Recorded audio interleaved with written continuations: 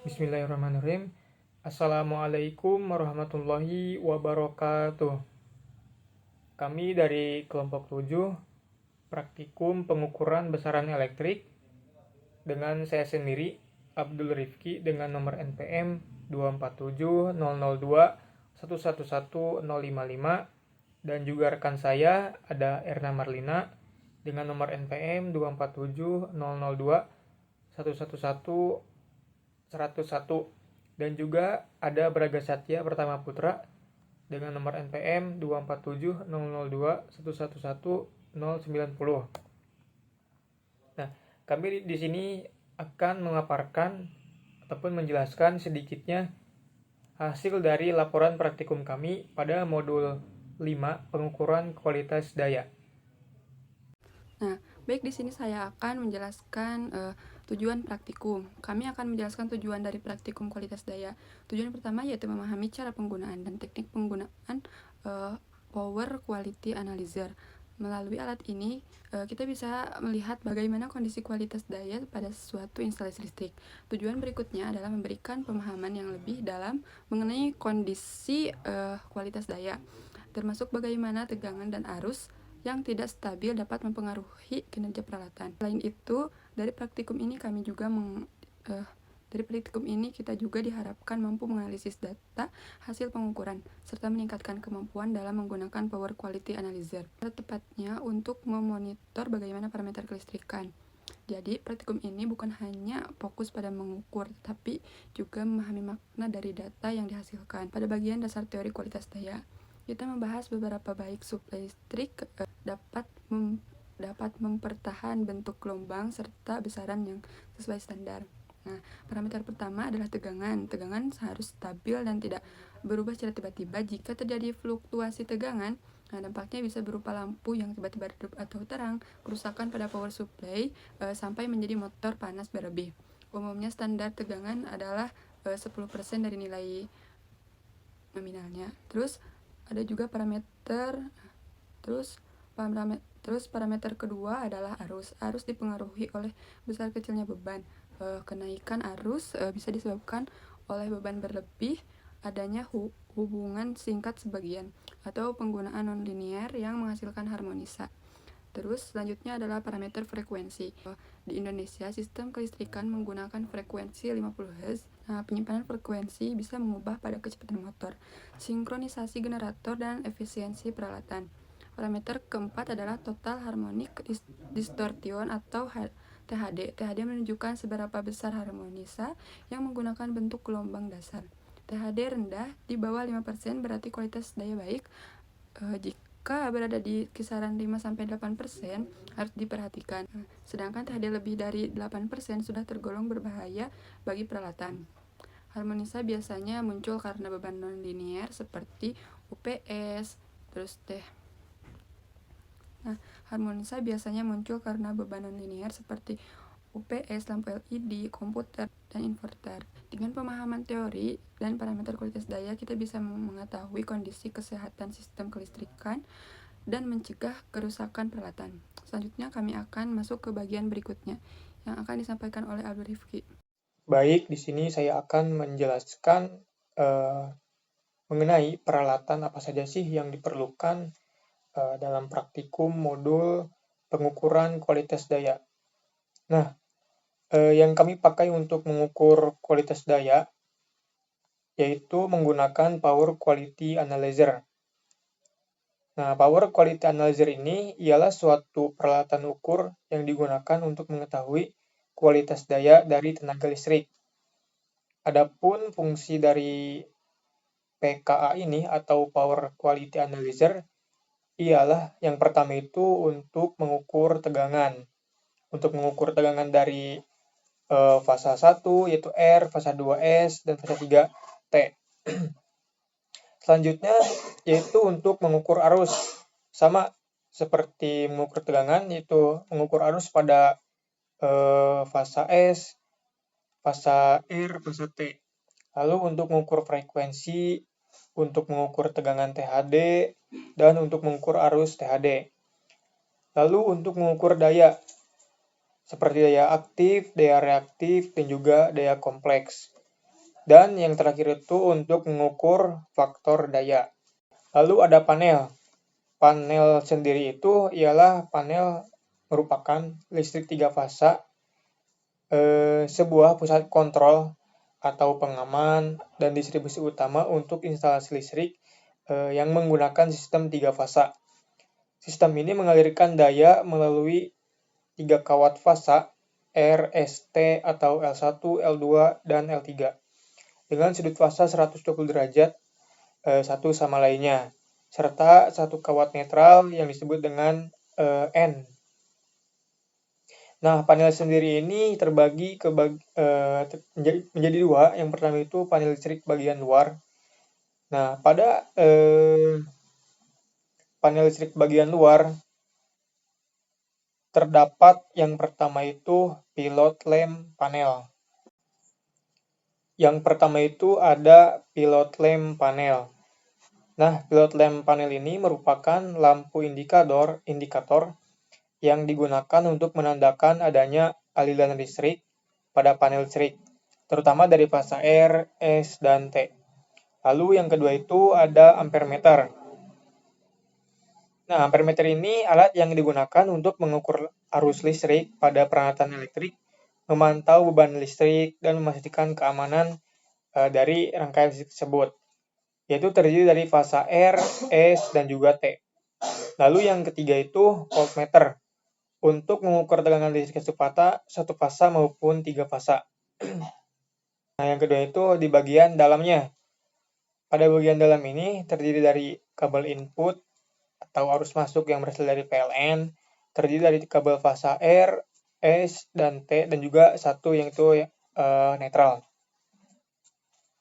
Lalu yang kedua ada MCCB atau Molded Case Circuit Breaker, komponen panel listrik yang berfungsi sebagai pengaman dan pemutus aliran listrik. Yang ketiga ada current transformer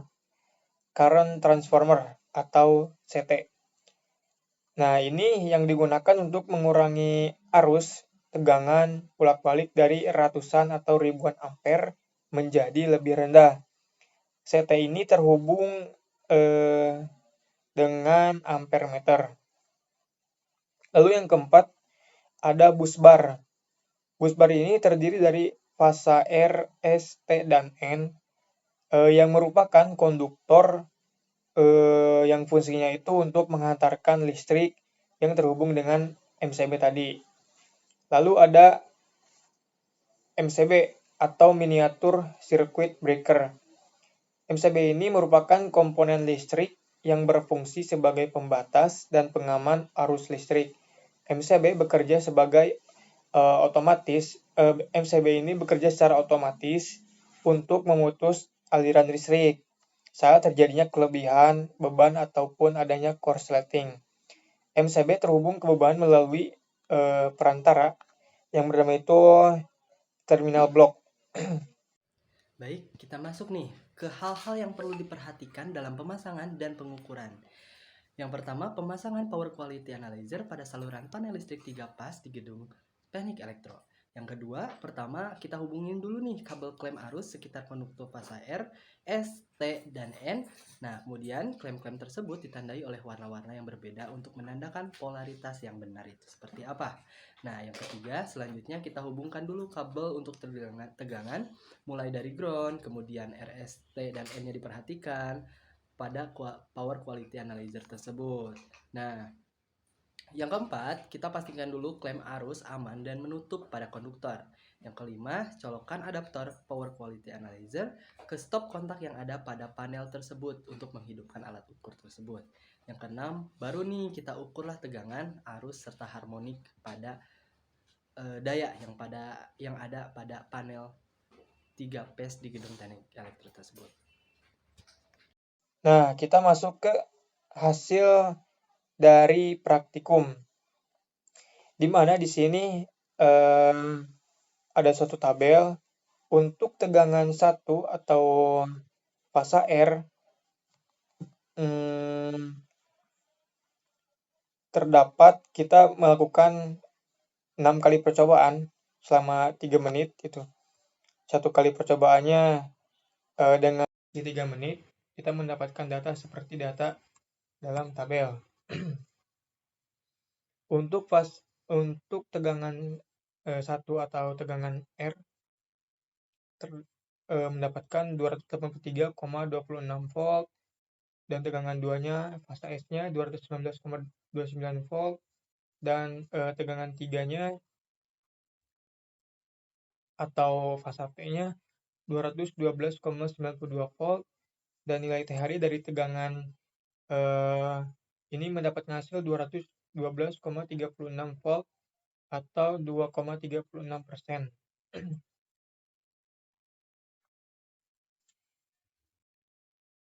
Nah, adapun untuk pengukuran dari arus-arusnya terdapat seperti dalam tabel berikut.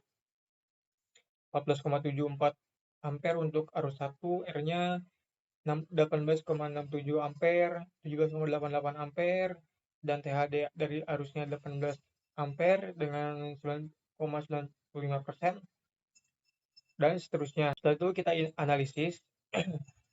Pengukuran tegangan menunjukkan bahwa secara umum ini fasa S atau tegangan 2 dan fasa T tegangan 3 memiliki nilai yang cukup stabil dan seimbang, berkisar antara 212 sampai 214. Namun terdapat sedikit anomali yang cukup signifikan pada fasa R atau tegangan 1, meskipun sebagian besar data berada di sekitar 211 volt hingga 218 volt. Ada satu titik pengukuran yang melonjak sangat tinggi hingga 288,78 volt, yaitu pada percobaan ketiga tegangan 1 atau R. Lonjakan tegangan saat ini dikenal sebagai transient atau swell. Perlu diselidiki karena dapat merusak peralatan atau komponen-komponen elektronik yang sensitif. Lalu untuk mengenai kualitas harmonik tegangan, nilai THDV menunjukkan kondisi yang sangat baik.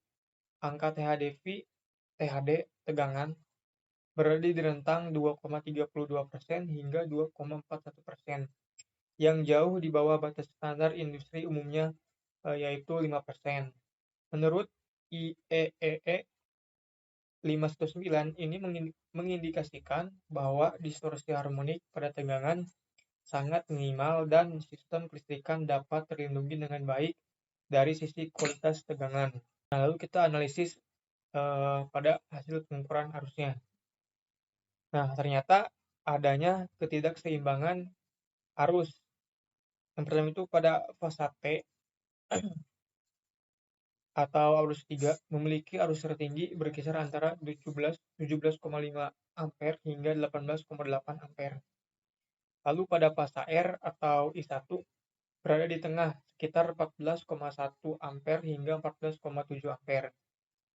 Lalu pada fasa S atau arus 2 memiliki arus terendah sekitar 9,6 ampere hingga 10,2 ampere. Nah, ketidakseimbangan ini harus dikoreksi melalui penyeimbangan kembali beban agar efisiensi meningkatkan dan potensi pemanasan kabel netral berkurang. Nah, kita lihat pada total harmonic distortion atau THD arus. Nah, pada nilai THD ini berada pada rentang 8,93% hingga 10,60%. Nilai ini sangat tinggi dibandingkan THD tegangan yang hanya sekitar 2 sampai antara 2% lah. THD arusnya melebihi 10%. Ini mengindikasi kuat bahwa sistem didominasi oleh beban nonlinear seperti komputer atau perangkat elektronik lainnya. Nah, ini selaras dengan gedung teknik elektro yang dimana banyak perangkat-perangkat elektronik, contohnya seperti komputer, seperti itu. Next, kita lanjut ke pertanyaan. Yang pertama itu, mengapa tegangan, arus, dan frekuensi dikatakan sebagai parameter utama dalam menentukan kualitas daya listrik dan apa dampaknya jika terjadi penyimpangan nilai dari ketiga parameter tersebut. Nah, karena ketiganya merupakan penentuan gitu kestabilan operasi dari peralatan listrik. Tegangan menyimpang itu berarti eh, peralatannya dapat cepat rusak, panas berlebih, dan drop tegangan. Lalu pada arus yang menyimpang dapat mengakibatkan overcurrent, panas pada kabel, dan rugi-rugi daya meningkat. Lalu jika frekuensinya itu menyimpang, dapat mengakibatkan motor tidak sinkron, efisiensi turun, risiko kerusakan mesin yang sensitif. Lalu pertanyaan kedua, sebutkan langkah-langkah penting dalam pemasangan kabel arus klem dan kabel tegangan pada Power Quality Analyzer. Mengapa arah dan warna klem harus diperhatikan dengan benar? Nah, untuk langkah-langkahnya sendiri, yaitu pastikan sumber mati terlebih dahulu atau off sebelum pemasangan. Yang kedua, pasang kabel tegangan sesuai fasa R, ST atau L1, L2, ataupun L3, dan netralnya. Pasang klem arus pada fasa yang sama dengan kabel tegangannya. Perhatikan arah panah klem mengikuti arah aliran arus. Nah, pada klem ini ada suatu penunjuk atau arah yang untuk menentukan suatu arah aliran listriknya. Kita sesuaikan dengan arah aliran arus. Nah, pastikan warna klem sama dengan warna fasa. Adapun alasannya, jika arah atau warna salah, maka pembacaan daya pun salah, sudut fasa keliru, dan PQS dan THD menjadi tidak akurat.